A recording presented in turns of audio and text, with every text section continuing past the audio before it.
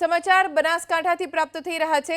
બનાસકાંઠાના ડેપ્યુટી સરપંચની હત્યાના આરોપીને કોર્ટે આજીવન સજા ફટકારી છે। ડેપ્યુટી સરપંચ હત્યા કેસમાં આજીવન સજા કરવામાં આવી। વડગામના ઇકબાલગઢ ગામમાં પંચાયત ઓફિસમાં ડેપ્યુટી સરપંચની હત્યા કરી દેવામાં આવી હતી।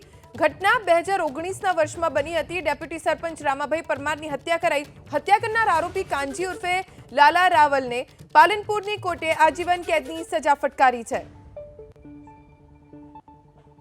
સાવરકુંડલાનું કેવડાપરા જ્યાં ખેલા ખૂની ખેલ જેમાં એક વ્યક્તિનું મોત થઈ ગયું।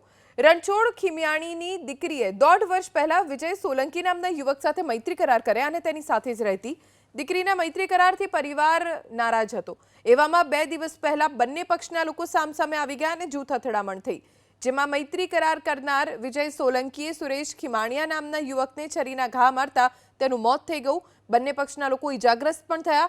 હાલ તો પોલીસે બંને પક્ષના લોકો સામે ગુનો નોંધી 3 આરોપીની ધરપકડ કરી છે, જ્યારે 6 આરોપીઓ ફરાર છે।